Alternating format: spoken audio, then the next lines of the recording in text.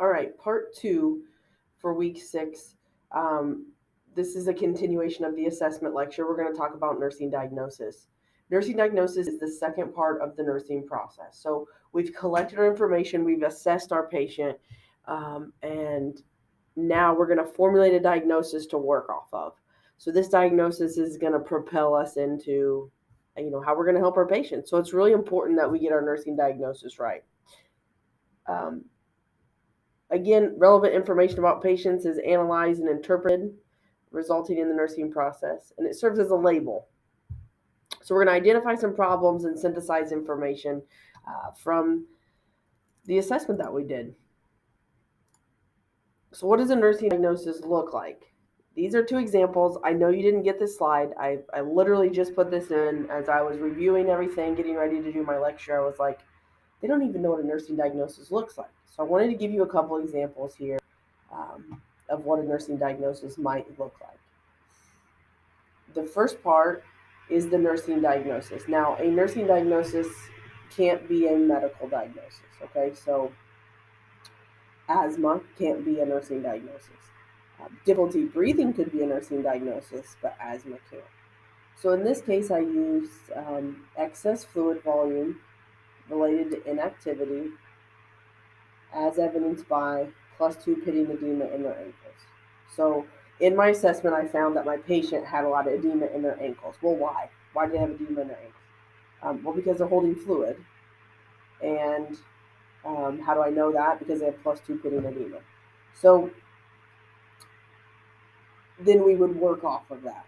How would we work off of that to help our patient decrease edema? Okay. Um, Things that don't change the nursing diagnosis. So the first part is the nursing diagnosis. And then you can see I have related to in one, I have secondary to in another.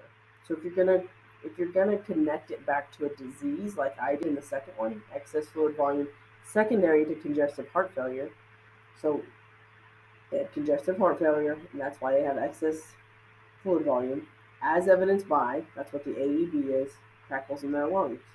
So I was doing my assessment and they had crackles in their lungs. So I'm going to do an excess fluid volume nursing diagnosis. I'm sure this is extremely confusing to you. We're going to do several of them in class. It's hard to formulate a nursing diagnosis when you don't have a patient to formulate one off of. When we go to clinical, then it's a little bit easier. Hey, here's my assessment data. What can I use as a nursing diagnosis? But I wanted to give you an idea of what they look like.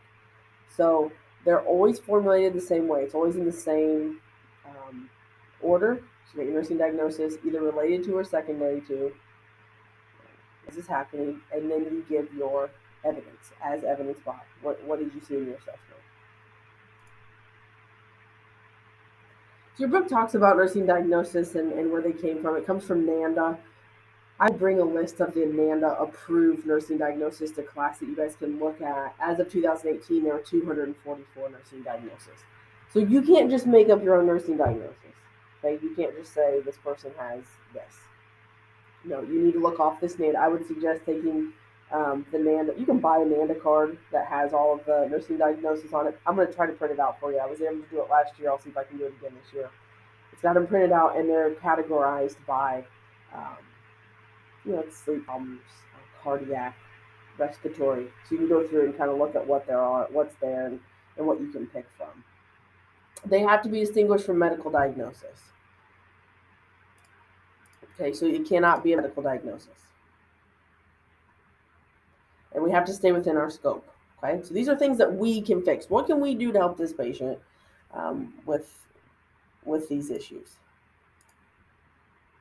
So what makes up a nursing diagnosis? This comes straight out of your book. I hope that when you're listening to these PowerPoints, even before maybe you listen to them or after, go through with the PowerPoint and the book. I take this stuff right out of the book. So you should be able to add on as you go.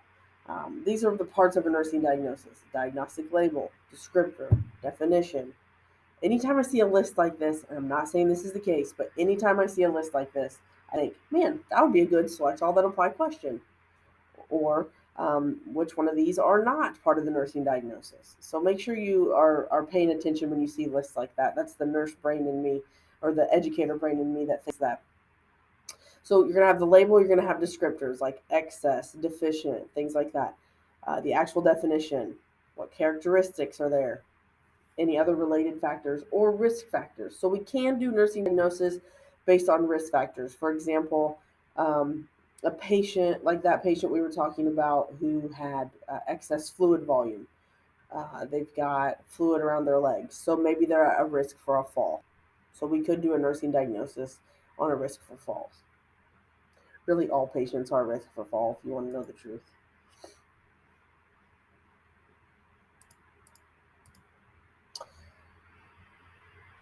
Here is an example. Sorry, I couldn't get my slide to change on my end. Here's some examples of the descriptors. So you can be compromised, disorganized, disturbed. We used excess in that one.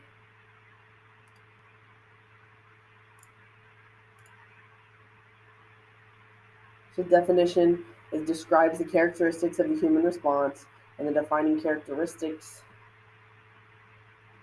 are the observable cues to what you saw in your assessment.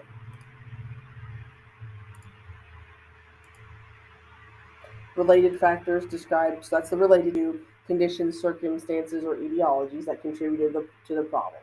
So you have excess fluid volume related to, congestive heart failure. You have respiratory distress.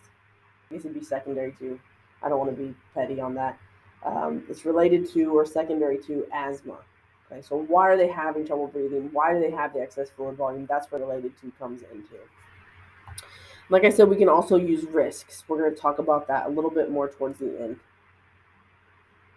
So what's the significance? Why do we do nursing diagnosis? It really provides a basis for what you're going to be doing for the day. It helps us think critically about this patient. If our patient has excess fluid volume, how can we help them with that? If our patient has difficulty breathing, what can we do during the day to get around that? Maybe they need to use their incentive spirometer 5 times a day. Maybe we need to administer their diuretic because they have too much fluid. That'll help bring the fluid off. So the diagnosis is really our strong point as to what we're going to be doing for the rest of the day. It's also a means of communication for nursing requirements for patient care to nurses and other. It can be coded in computerized systems.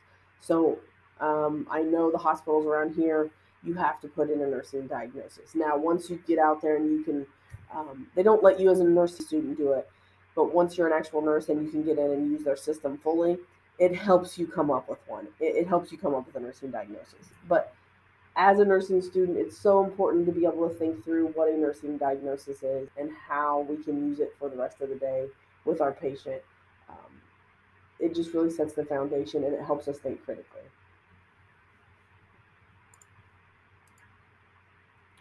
Cue clustering. I've never heard this called cue clustering until I taught this class. Um, but your book talks about it, and I would encourage you to go read more about it. It's analyzing individual cues and putting them in a cluster that describes a specific patient problem.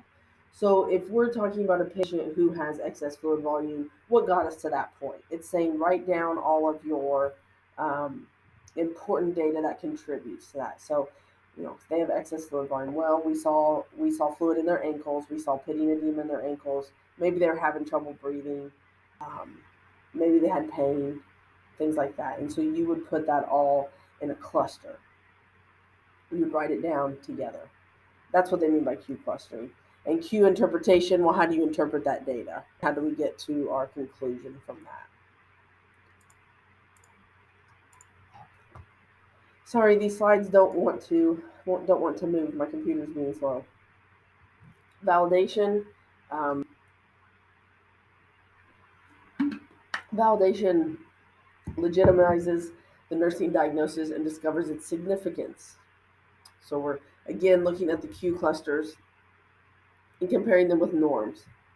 And then we're going to evaluate the nursing diagnosis for its research base.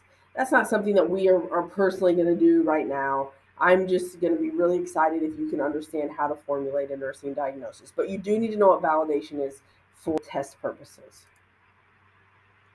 So there's 4 different types of nursing diagnosis, and the ones that we're really going to focus on in this class are actual nursing diagnosis, which is what I gave you on that slide, and then risk diagnosis. So a risk diagnosis would be just a little bit different than a nursing diagnosis, and I have a diagram of it at the end. I'm going to try to explain it just a little bit better, but to make it a little bit simpler, if you're at risk for something, you don't have any evidence of it, so the last part falls off. So if you're at risk for falls because of your excess fluid volume, let's say that, you would not add on the as evidence by because there's no evidence because you're just at risk for it. You don't actually have it. Does that make sense? Well, you can't answer me, so I don't know, but we'll talk about it Monday. Um, so actual nursing diagnosis is a little bit longer than the risk.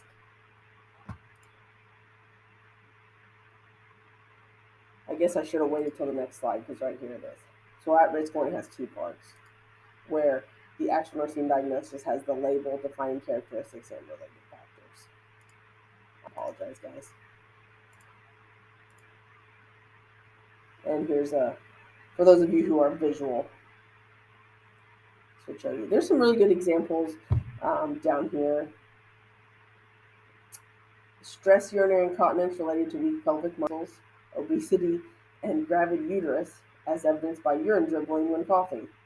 Okay, that's a good one. There's a lot in that one. I would really, for you guys being new nursing students, I would definitely bring that down a level and pick one. Say stress urinary incontinence related to obesity, as evidenced by urine dribbling. I wouldn't list all of that, but if we can just get something simple in there, nursing diagnosis, why are we picking this, and what is our evidence? I'll be ecstatic if we can get that down in this class. Another one over here: risk for caregiver role strain related to discharge of a family member with significant health needs, economic instability, lack of respiratory availability. So they listed a lot of things there. Which is fine, but you could just list one. Okay. And wellness we're not doing right now. Right now we're just focusing on actual risk. That is what am most interested in you guys learning. So now that I've confused you, I hope we can discuss this more in class. We're going to do some case studies. I'm going to give you some examples. You can work together, and we're going to formulate some nursing diagnosis on our own. Like I said, it's hard to formulate a nursing diagnosis on somebody that you can't see and you can't assess. It gets a lot easier as you go to the clinical area and you're able to pick out those nursing diagnoses. But anyway, thanks for hanging with me, guys. I will see you in class on Monday.